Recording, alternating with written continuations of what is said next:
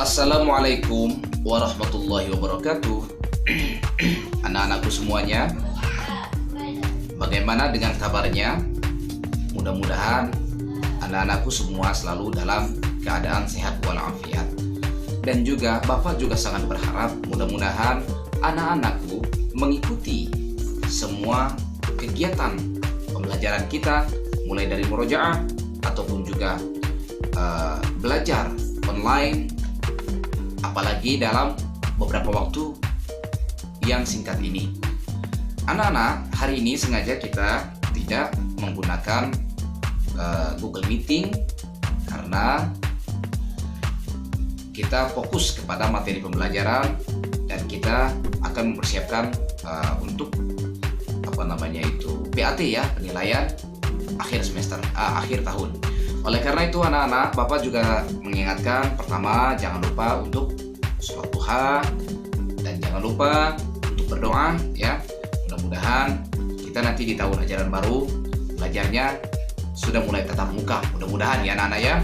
Dan jangan lupa murojaah lagi, hafalin lagi surah Ad-Duha yang insya Allah nanti akan dijadikan untuk pengambilan nilai nanti di PAT nanti, insya Allah nanti akan kita masukkan rapot. Oleh karena itu, anak-anakku, mari sama-sama kita membaca doa sebelum belajar. A'udzu billahi minasyaitonir rajim. Bismillahirrahmanirrahim. Rabbi zidni ilma warzuqni fahma. Amin ya rabbal alamin. Baiklah anak-anak, mari kita lanjutkan pembelajaran kita, yaitu di buku 3H Raja Muda Karana, subtema 3, Aku Suka Berpetualang, pembelajaran 1 dan pembelajaran 2. Anak-anak, mari sama-sama kita buka buku tema 3H ya, di halaman 83, yaitu pembelajaran 1. Hari Sabtu ini, Cika dan teman-teman pramuka mengikuti kegiatan lintas alam yang diadakan oleh sekolah. Lintas alam adalah kegiatan menjelajah di alam terbuka yang menarik, menyenangkan, dan juga menantang. Kegiatan ini dapat mengembangkan kecintaan generasi muda terhadap alam dan menambah wawasan tentang lingkungan. Cika dan teman-teman pramuka suka bertualang. Oleh karena itu, mereka sangat bersemangat mengikuti kegiatan lintas alam. Dengan bertualang, menjelajahi alam, Cika dapat menambah wawasan tentang lingkungan alam yang ditemui. Kegiatan bertualang yang dilakukan oleh Cika dan teman-teman pramuka memberikan banyak pengalaman dan juga pengetahuan. Nah, berikut ini cerita pengalaman Cika ketika bertualang menjelajah alam. Ayo sama-sama kita memahami teks, yaitu tentang petualanganku menjelajah alam. Pagi ini aku bangun lebih pagi dari biasanya. Dengan semangat kusiapkan segala keperluanku. Aku pakai baju pramuka kebanggaanku dengan rapi, lengkap dengan kacu di leher dan topi di kepala. Hari ini aku sangat bersemangat karena aku akan bertualang menjelajah alam sekitar. Aku suka bertualang karena dengan bertualang dapat menambah pengetahuanku menjadi bertambah. Setiap kali bertualang merupakan pengalaman yang menyenangkan dan tak terlupakan. Kali ini aku bertualang bersama teman-teman pramuka. Bersama anggota pramuka lainnya, kami berangkat menuju Bukit Haliem yang berada di sudut kota. Kami berangkat bersama kakak pembina dengan menaiki bis. Di dalam bis, kami menyanyikan himne dan mars pramuka dengan semangat dan riang gembira. Untuk sampai ke Bukit Haliem, kami harus melewati kota. Selama perjalanan melewati kota, kakak pembina menjelaskan mengenai rambu-rambu lalu lintas yang ditemui di sepanjang sisi jalan. Ternyata rambu lalu lintas bermacam-macam jenisnya. Ada rambu dengan tulisan S ataupun P yang dicoret. Ada pula rambu dengan gambar sepeda dan mobil. Lampu lalu lintas dan zebra cross juga termasuk rambu lalu lintas. Masing-masing rambu-rambu memiliki arti dan kegunaan untuk mengatur lalu lintas di jalan. Tak lama, akhirnya kami pun sampai di Bukit Perkemahan Haliem. Pemandangan Bukit Haliem sungguh indah. Pepohonan pinus menutup hampir seluruh bukit. Di tengah bukit ada bangunan untuk penginapan dan juga lapangan untuk mendirikan tenda. Kami pun bergegas menuju tempat penginapan dan menyimpan perbekalan di ruangan yang telah disiapkan. Setelah cukup beristirahat, kami mengikuti acara lintas alam. Secara berkelompok, kami menjelajah alam Bukit Haliem. Seusai petunjuk kakak pembina, kami harus menjelajah alam sesuai jalur yang ditentukan, yaitu mengikuti petunjuk berupa tanda panah biru. Dalam kegiatan lintas alam ini, kami mendapatkan tugas untuk menemukan dan menghitung jumlah bendera pramuka yang ditemui selama menjelajah alam. Selain itu, kami juga harus menyelesaikan tantangan yang diberikan di masing-masing pemberhentian. Tugas dan tantangan yang diberikan dapat kami selesaikan dengan benar dan tepat. Aku sangat senang mengikuti acara lintas alam ini. Petualanganku kali ini sangat menyenangkan. Banyak sekali pengetahuan dan pengalaman baru yang kudapat dari kegiatan ini. Nah, artinya anak-anak, dari teks tentang petualanganku menjelajah alam ada beberapa hal yang perlu kita perhatikan. Yang pertama, ketika mereka sedang berada di jalan, di saat menaiki bis di jalan raya, ternyata di pinggir-pinggir jalan raya itu ada beberapa rambu-rambu lalu lintas, dan itu semuanya adalah sebagai tanda untuk mengatur dalam sebuah perjalanan. Begitu juga di jalannya pun ada juga yang namanya zebra cross, yang tujuannya pun itu adalah mengatur dalam bentuk sebuah perjalanan. Zebra cross itu adalah salah satu bentuk tanda ketika orang pengen melintas. Adapun di pinggir-pinggir jalan memiliki rambu-rambu yang ada tanda, yaitu dengan berupa huruf S, huruf P, dan lain sebagainya, yaitu diberikan coretan merah. Adapun jenis yang lainnya ada juga yang kuning biasanya. Dan mereka mengelilingi Bukit Haliem tadi itu, dan di sana rombongan Cika banyak sekali menemukan pengetahuan-pengetahuan baru tentang alam yang terbuka. Maka anak-anak, kita harus cinta terhadap alam sekitar kita, karena di sana banyak wawasan yang sebelumnya mungkin kita tidak tahu, dan di situ pasti akan menemui ataupun mengetahui beberapa hal tentang wisata alam, tentang alam yang terbuka. Nah, sekarang anak-anak coba kita lanjutkan di halaman ke-89-nya, yaitu coba kamu perhatikan tadi mengenai penjelajahan ataupun perjalanan rombongan Cika tadi itu. Ketika di pinggir jalan pasti menemui ada beberapa rambu-rambu lalu lintas. Coba perhatikan terlebih dahulu gambar berikut ini, yang di sana terdapat ada beberapa tanda rambu-rambu lalu lintas. Nah, oleh karena itu, anak-anak, sekarang mari sama-sama kita bahas tentang rambu-rambu lalu lintas, yaitu di halaman 87. Yang pertama, rambu peringatan. Rambu ini berisi peringatan bagi para pengguna jalan bahwa di depan ada kemungkinan bahaya. Rambu peringatan berwarna kuning dengan lambang atau tulisan berwarna hitam.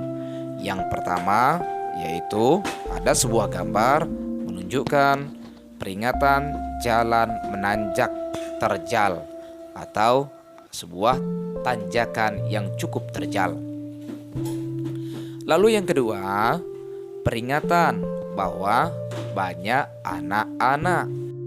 Adapun gambar berikutnya atau yang ketiga yaitu menunjukkan sebuah tanda ataupun sebuah rambu yang memperingatkan tentang peringatan bahwa ada persimpangan 4 atau ada perempatan.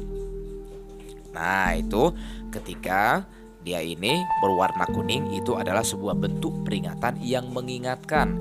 Misalnya ketika ada rambu-rambu, bisa misalkan ada beberapa kilometer jaraknya atau beberapa meter lagi jaraknya, di depan menunjukkan misalnya ada jalan terjal atau jalan tanjakan terjal.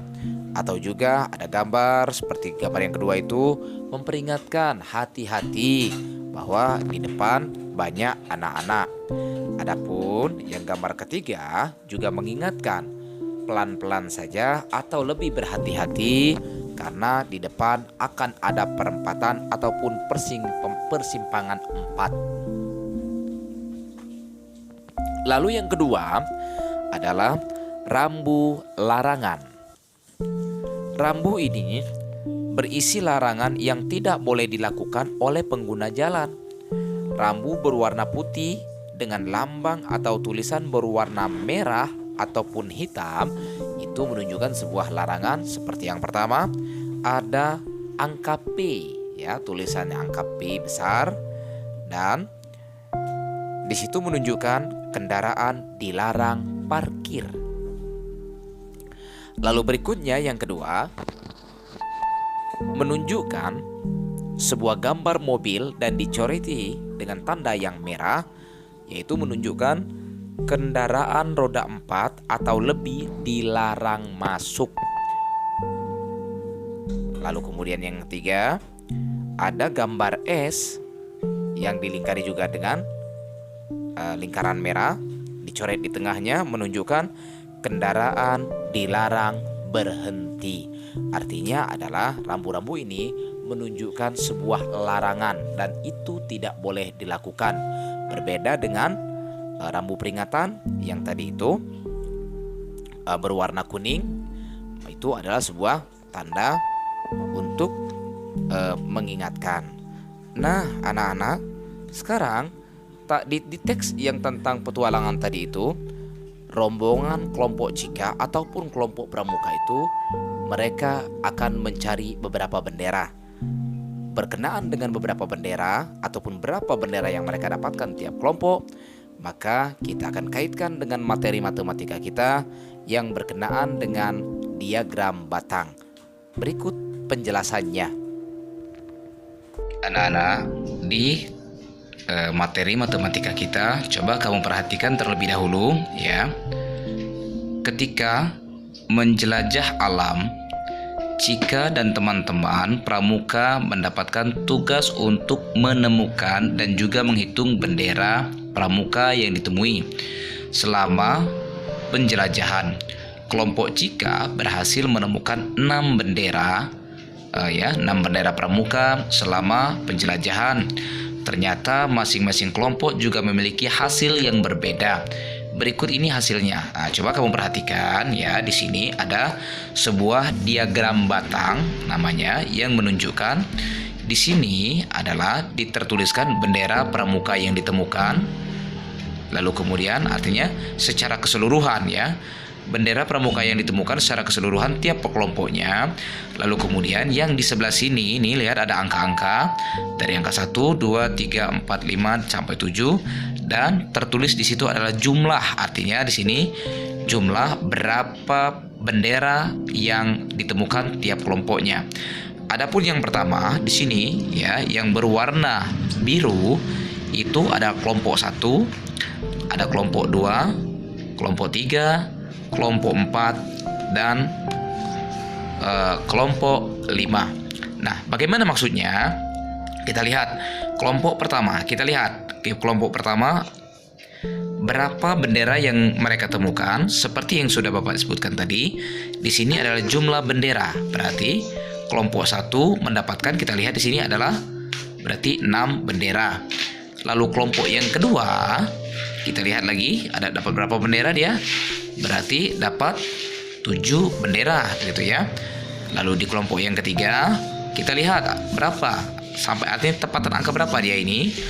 Nah, berarti mereka ini kelompok yang ketiga hanya mendapatkan 5 bendera saja. Lalu kelompok yang keempat, kita urutkan, kita tarik lagi garisnya sampai ke angka keberapa. Kita lihat berarti dia hanya mendapatkan 3 bendera. Lalu di kelompok yang kelima, nah kita lihat lagi sini, berarti kelompok 5 hanya mendapatkan 4 bendera saja. Nah, secara keterangannya adalah sebagai berikut.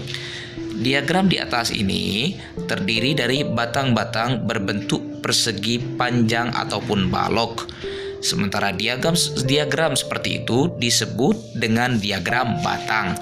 Nah, secara keterangannya dari diagram batang di atas diketahui sebagai berikut. Kelompok 1 adalah berhasil menemukan 6 bendera pramuka seperti yang sudah kita lihat, ini dia 6 ya, kelompok 1. Dan kelompok 2 berhasil menemukan 7 bendera pramuka, ini juga dia nih 7. Lalu kemudian kelompok ketiga berhasil hanya 5 bendera pramuka saja. Kita lihat ini hasilnya ya, 5 bendera. Lalu kelompok 4 berhasil menemukan 3 bendera. Ini kelompok 3, kelompok 4 ya, cuman hanya menghasilkan 3 bendera saja. Dan kelompok yang kelima berhasil menemukan 4 bendera pramuka, ini dia. Nah, begitu ya. Baik, sekarang kita lanjutkan, coba lihat ini halaman 89 dan kita lihat di halaman berikutnya, yaitu di halaman 90-nya, maaf maksud Bapak ya. Nah, di sini coba kamu perhatikan baik-baik. Kamu perhatikan baik-baik diagram. Ini dia. Diagram batang berikut juga memperlihatkan hasil tes bahasa Inggris. Ini hasil tes bahasa Inggris secara keseluruhan. Ini dia secara keseluruhan. Sementara ini adalah nilainya. Ini dia nilainya adalah dari 10, 20, 30, 40, 50, 60, 70 dan 80. Itu ya anak-anak ya. Nah, coba kita perhatikan. Pertama, ini ada namanya Raka. Raka, coba kita lihat dia di angka keberapa? Berarti Raka mendapatkan nilai 70. Lalu Vino, kita lihat Vino berapa? 60. Kemudian Rina ya, Rima maksudnya. Rima kita lihat, ternyata dia mendapatkan hasil nilainya adalah 80. Lalu Santi berapa nilainya? Kita lihat nilainya dia mendapatkan 60. Kemudian Aldi, kita lihat Aldi. Ini Aldi adalah 70. Sementara Angga, nih bukan Angga kelas 3 kita ya. Angga ini adalah mendapatkan nilainya 50. Sementara Bora kita lihat berapa dia mendapatkan nilai? Dia mendapatkan nilai ternyata 70. Nah, sekarang kita lihat bagaimana cara penyelesaiannya. Yang pertama, berapa nilai yang didapatkan oleh Rima? Sudah kita diketahui tadi. Rima mendapatkan nilai 70 ya, ini dia. Lalu kemudian siapakah yang mendapat nilai tertinggi? Nah, kita lihat yang tertinggi mana? Sampai 80. Berarti siapa ini? Adalah Rima. Rima mendapatkan nilai 80. Lalu selanjutnya kita lihat siapakah yang mendapat nilai terendah. Kita cari mana tadi yang paling kecil? Ya, ternyata di sini ada Angga ya. Angga hanya mendapatkan nilainya 50. Lalu kemudian siapakah yang mendapatkan nilai yang sama? Yuk, siapa aja nilai yang sama? Berarti kita lihat di diagramnya. Pertama yang sama dari, ini dia nih, kita ketahui deh. Pertama dari Bora dulu, Bora. Nah, ini dia nih yang sejajar ya. Ini Bora sejajar, Aldi juga sejajar. Lalu kemudian Raka sejajar. Mereka mendapatkan nilai yang sama, berarti 70. Berarti yang mendapatkan nilai yang sama adalah Raka, Aldi, dan juga Bora. Begitu ya anak-anak.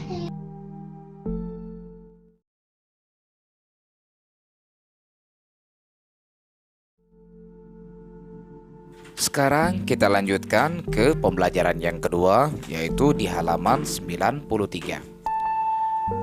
Garuda Pancasila adalah lambang negara Indonesia. Pada kaki burung Garuda terdapat pita putih dengan tulisan Bhinneka Tunggal Ika. Tulisan tersebut merupakan semboyan bangsa Indonesia yang berasal dari bahasa Jawa kuno. Bhinneka Tunggal Ika berarti berbeda-beda tetapi tetap satu.